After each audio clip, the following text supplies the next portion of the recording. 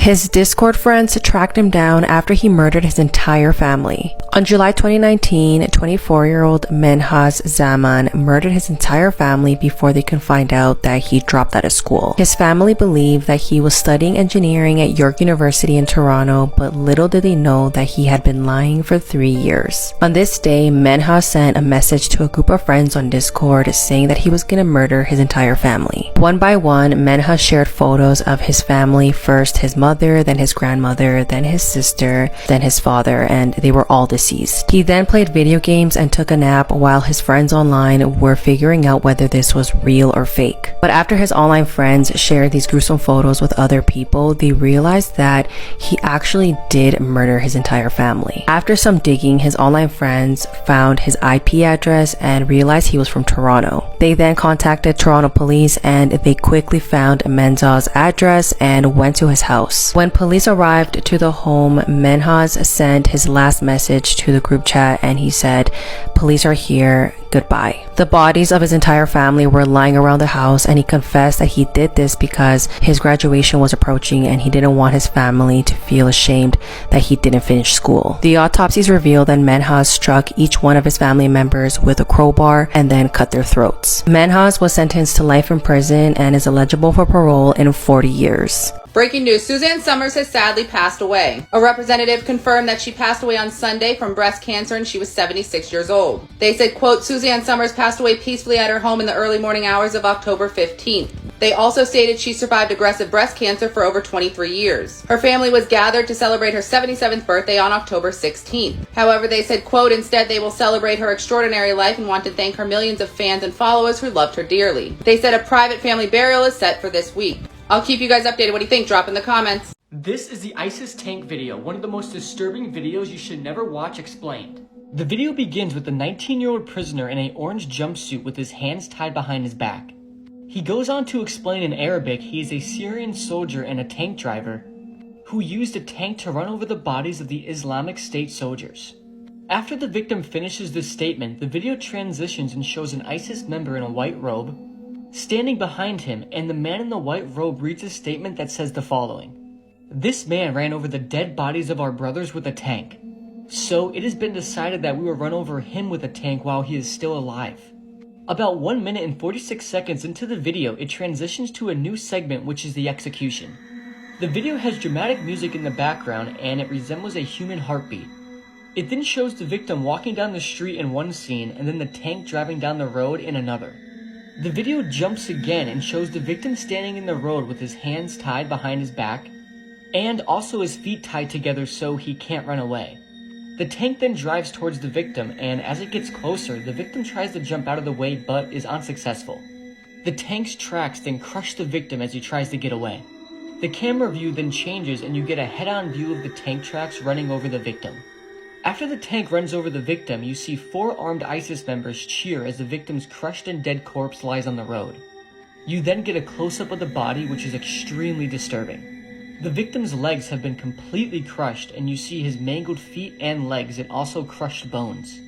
The victim's head has also been completely flattened and destroyed, with brain matter, flesh, and pieces of skull all over the road.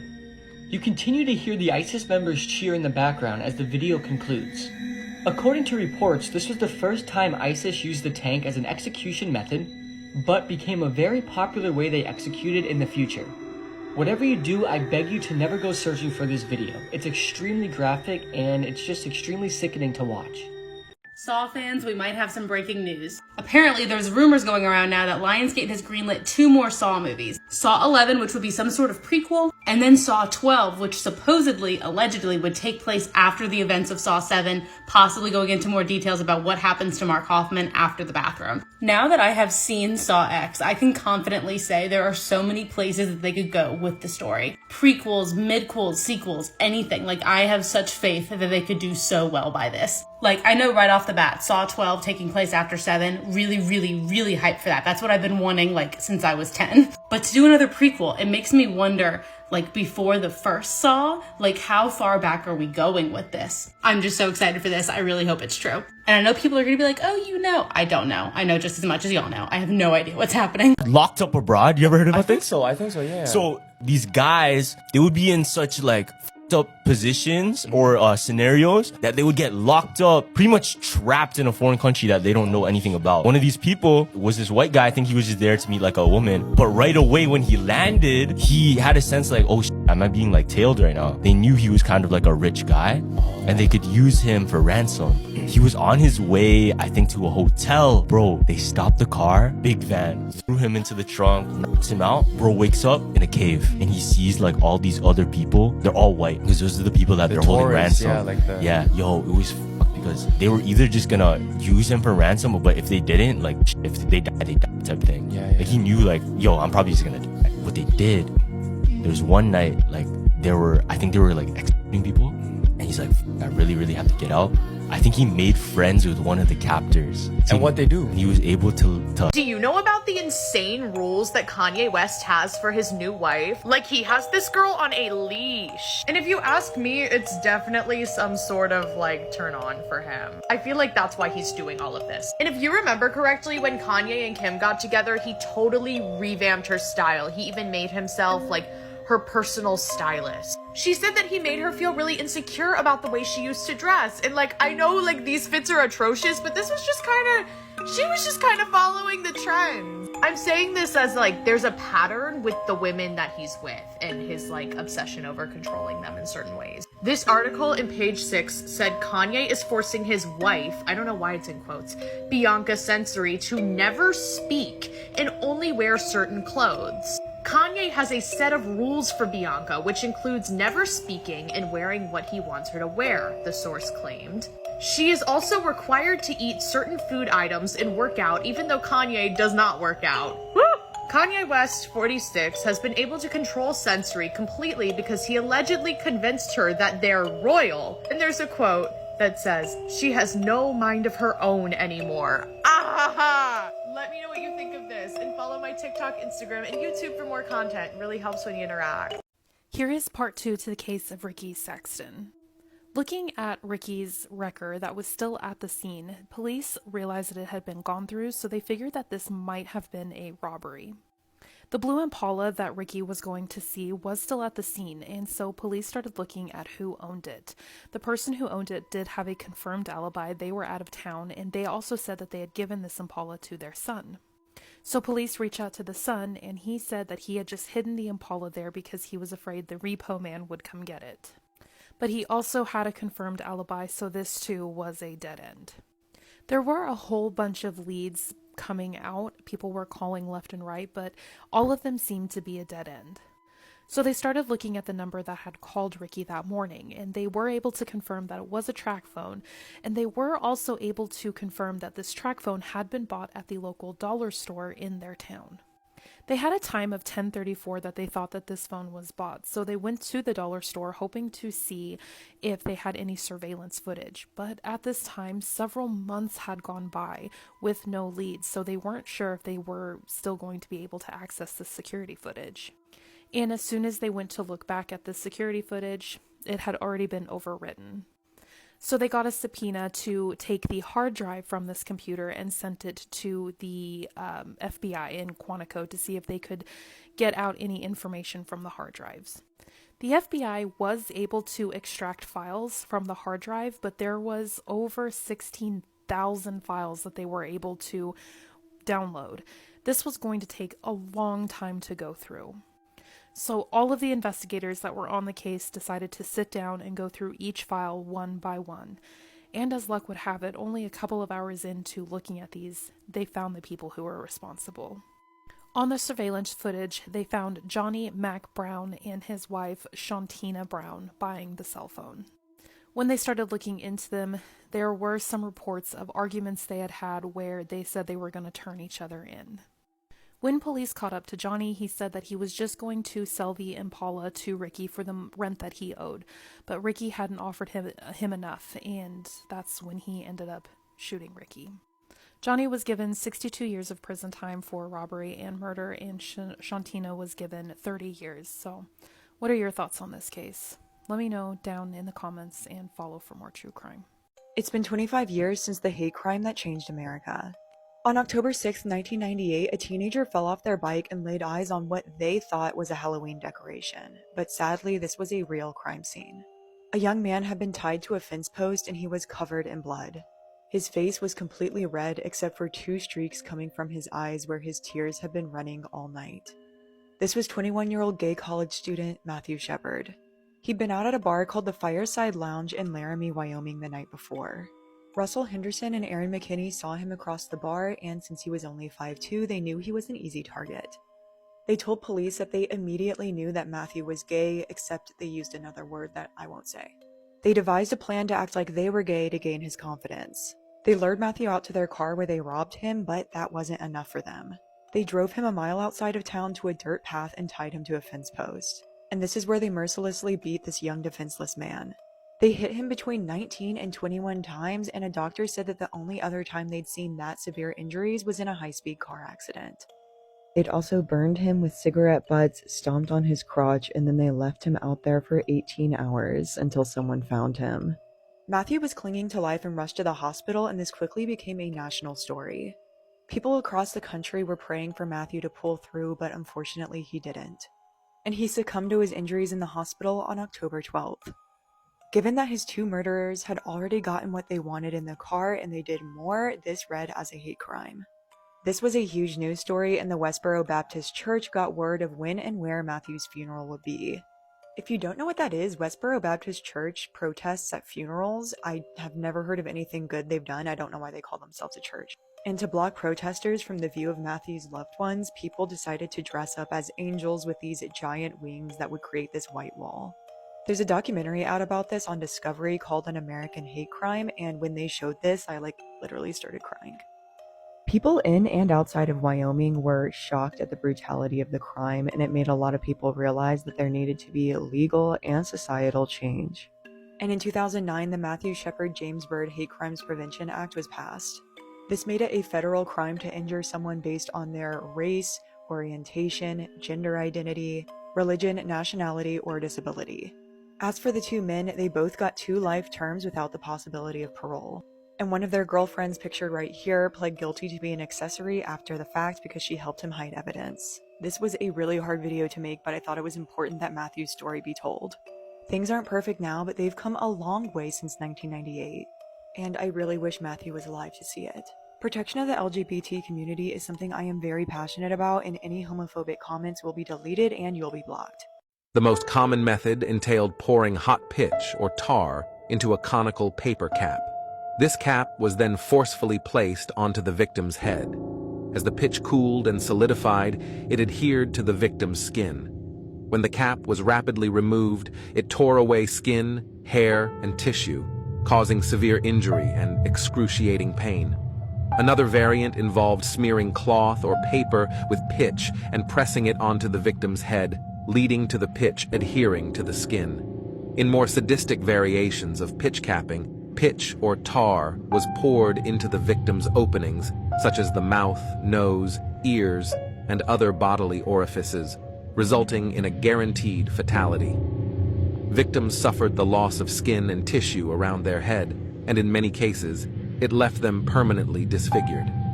This brutal practice dates back to classical antiquity, but gained notoriety during its use in the suppression of the Irish Rebellion of 1798.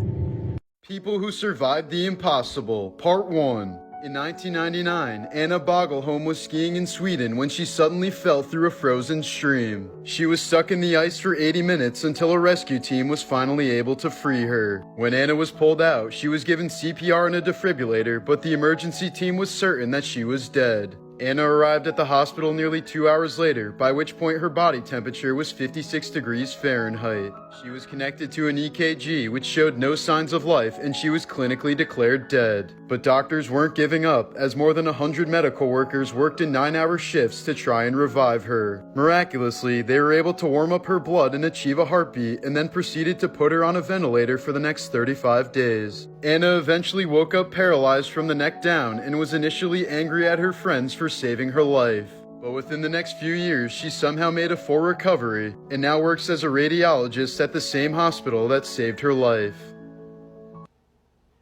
This old clip of the Jigsaw Killer himself, Tobin Bell, talking to a little kid is going viral. But not only that, the kid asked him, "Do you want to play a game?" Tobin says, "Yes, how about this?" and gives him a fist bump. And then for the second part of the game, pulls him in for a handshake, and that's basically where the video ends. Every story I hear about somebody meeting Tobin Bell, it's always completely lovely, so this does not take me by surprise at all. This is another one of my favorite interactions caught on camera. Look at the side of his face, how happy he is. Look with this little Billy. That's adorable. He's our scary grandpa, and we love you, Tobin. This guy, he found some treasure in 1988. He figured out where this shipwreck was, and the ship was called the Ship of Gold. Wow. It went there, and they found a lot of gold. And he sold the gold and made $52 million. Whoa! And then here comes the U.S. government. We're going to tax you. They sent him an audit, and they said, "We just need to know how much gold you had." And he said, "I don't have to tell you." And they're like, "All right, you're going to jail." No way! The sentence was 2 years, contingent on him telling them how much gold he had, and 2, where's the shipwreck. Why? After the 2 years, he goes, "I don't remember." Yeah. Oh, forget. And they're like, "Okay." Don't say it. I mean, he's been there for 7 years now. Bro. Yeah. And so they're holding him indefinitely. They don't have his money though, right? I don't know. Say you're bitter as shit. But I think it makes more sense that there's something on there that the U.S. really wants, and he's just like, it would be too dangerous if the government had their hands on it. So Yeah. I will stay in prison. Noble. It's KFC's recipe.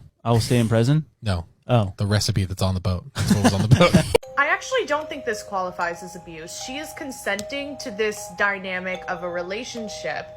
And like, it's not very normal. It is a little weird, but she is consenting to dress the way he tells her to not speak or to only speak when he tells her he can. Things like that. She is willing to do all of that. And I also think if this was toxic or abusive, well, I don't know if it's healthy, but if it was abusive, they would not be talking about it so openly. If she was not okay with doing this, she would not be doing it. And they would not be sharing this with the world if she had a reservation. And maybe secretly inside she doesn't like it and she's just doing it because Kanye's rich. I don't know. You can like make up theories in your head, but maybe she likes it. Maybe she kind of likes not having to have all of that control. You know what I mean? Different relationships are different. So this guy, this serial killer who I'd never heard of, killed a lot of people. Just a few days ago, this dude decides, hey, you know what would be a great idea is making inappropriate comments about my cellmate's children. Now, the cellmate happened to be a convicted murderer. I know what you're thinking. That's a recipe for some swift fucking justice. And you'd be right. So what this guy, Billy Shamir Mir, would do was he would break into these senior living homes, or he would just knock on these old women's doors at their houses and be like, hey, maintenance. And once he was inside, it would always be the same. He would put a pillow over their face until they weren't breathing anymore. And why? What was the motive in all this? He just wanted their jewelry. He just wanted their belongings. 7 of 91-year-old Mary Bartell's neighbors had turned up dead in their retirement home before Mary got a knock on her door, but there was no concern in the air because all the deaths were just ruled natural causes. He told her, just go to bed, don't fight me, and then he forced that pillow over her face. But this time things went a little different. He left thinking he finished what he came to do, but Mary woke up and told the cops what happened, which prompted the police to start looking at these deaths. Now, as they're investigating this and they start to see a pattern, things going missing from the building, all that, they also find that a vehicle has been flagged across multiple senior living homes as being a suspicious vehicle. They look at the license plate on that vehicle and it leads them to Shamir Mir's apartment, where they find Shamir Mir literally with jewelry in his hands in the parking lot of his building, having just disposed of a jewelry box of another 81-year-old woman who, when they go to her house, find her deceased with a lipstick-stained pillow by her side. Now, he had done this to 22 women over a 2-year period, and what also probably made it easier for this guy is he was actually a former at-home care aide. So anyway, Shamir Mir just earlier this week makes those inappropriate comments about his cellmate's children. Well, that of course turned out to be a fatal mistake, and Shamir Mir was dragged out into the hallway and had a beating and a pen stabbing laid on him for the tiny window of 15 to 20 minutes before anybody working there did anything. Why are you doing that? I know how to fill it out. Why are you doing that? I know how to fill it out. Am I right? Yeah. Don't look at me. Antoine Sims got extremely angry when he and his girlfriend ordered McDonald's and their fries were lukewarm. He was so mad that he ended up calling the police. Now, the police had to file a report. They spoke to that particular McDonald's owner and he said that Antoine had been quite aggressive and rude. He agreed to give Antoine his full refund, but requested he not enter the store. So when filing a case, police would often run people through their database. And this is where it was revealed that Antoine Sims had a warrant for his arrest. And it was something much worse than cold McDonald's. He was wanted for murder. Now, police did end up chasing Antoine that day and they did catch him, so now he's on trial. For more 7 Sin crime stories, remember to follow. Someone recently asked me what the strangest thing I've seen in a police file is, and I think I have an answer. It's this trash can. Let me explain. So this trash can was found in Joan Rish's house in 1961, immediately after she went missing. Her young daughter had gone to a neighbor's house and told the neighbor that mommy is missing and there's red paint all over the kitchen. And when the police got there, they saw that the red all over the kitchen was blood. But there were also a few really weird details like this trash can, so the police had no idea what had happened to Joan. So first and foremost is the fact that this trash can is just in the middle of the kitchen. Normally it was under the sink, but here it is just in the middle of the kitchen for no reason. And then the contents of the trash made no sense. So here is the phone receiver, which has been ripped from the wall. You can see in this photo here that the phone is still on the wall, but just the mouthpiece was ripped off and then moved across the kitchen and neatly placed on the trash. And on the phone was a fingerprint they could never identify. People hypothesized that maybe someone was there and when Joan went to call for help, they ripped the mouthpiece off. Then there was this beer. So Joan's husband was out of town when this happened, but when he came back, he said that no one in the house drank Miller High Lifes. He didn't drink it, Joan didn't drink it, the trash had been taken out since the last time people were over, but yet there's Miller High Life next to the trash. Joan disappeared that day and was never seen again, and these two little pieces right here are some of the only evidence that someone else may have been in the house. They don't know if she ran away on her own, if she was taken, or what. But the whole story is really wild and I tell it all tonight on the episode. Also, merch goes live when the episode drops. Morbid Facts, Part 133. According to his former doctor, Michael Jackson's father chemically castrated him when he was a young boy. He reportedly did this so that Michael would maintain his high-pitched singing voice into adulthood. Princess Diana didn't die immediately at the scene of her car accident, but instead died 5 hours later due to a tear in the pulmonary vein of her heart. She would have had an 80% chance of surviving the crash if she had just been wearing her seatbelt. Located in Paris, this is the tomb of legendary scientist Marie Curie. It's lined with an inch thick of lead since her remains are still radioactive to this day. The Euthanasia Coaster is a concept for a steel roller coaster designed to kill its passengers. It was created by Lithuanian artist Julijonas Urbanas, who says the goal of his concept is to take lives with elegance and euphoria. The 7 loops put the body under so much stress that the brain is starved of oxygen, since the heart will struggle to push blood against the tremendous G-force. It's meant to be a fun way to die. She murdered her mother when she found out her big secret. On March 2020, 23-year-old Sydney Powell beat her mother up with a frying pan and then stabbed her more than 30 times because she found out that she got kicked out of school. Sydney was a student at Mount University in Ohio, and on this day, she attacked her mother while she was on the phone with her school. 50-year-old Brenda Powell, who was a child specialist at Akron Children's Hospital, was first attacked with a frying pan and then was stabbed in the neck and later passed away in the hospital. The defense argued that Sydney loved her mother and she had schizophrenia and therefore she could not be held accountable for what she had done. However, a psychologist brought in by the prosecutors disagreed with this and said that Sydney was well aware of what she was doing when she committed the crime. Sydney Powell was ultimately found guilty and sentenced to 15 years to life in prison. Breaking news, a woman is suing Warner Brothers after a Harry Potter wand permanently injured her 3-year-old. The woman stated she bought a replica Harry Potter wand with a pen function at the end and gave it to her 3-year-old. She said her older son was waving the wand around like wizards do in the movies and books. However, the metal writing portion of the pen ejected from the wand flew across the room and pierced her younger son's eye. The doctor said it ruptured his eyeball, leaving him nearly blind. It was at that time the 3-year-old had to go immediate surgery. She also stated that the manufacturer should have known of the risk because there is at least one more review describing a similar incident. The child now has to guard against injuring his retina again, which means for the rest of his life he cannot play sports, roughhouse, or have a normal life. The mother is suing for $8 million in compensation damages. She said this will cover her son's injuries, emotional distress, plus punitive damages. At this time, Warner Brothers has not commented. I'll keep you guys updated. What do you think? Drop in the comments. U.S. engineers looked at that and said, that's impossible. It would be crushed at depth. Highly unlikely. But then he added the specifications. It's got a special drive propulsion system that I don't want to say too much about, but it's also got canted launch tubes, which means it can fire nuclear missiles on the run without having to stop, which could give us about 20 minutes warning that we're going to lose 1,200 cities. So this is a first strike weapon. By the way, if you've seen the movie Hunt for Red October, that submarine that they used in that movie was the sub that Joe McMoneagle outed. Almost 2 football fields long, it's 75 feet wide, it's 7 stories tall. He drew a diagram of the sub with its specifications, with its very interesting technical advancements that the United States didn't have on their subs, and proved him correct. But he sent all that up, and Robert Gates was the guy who was collecting all the information for the people, disseminating the information for the National Security Council, didn't even let it through.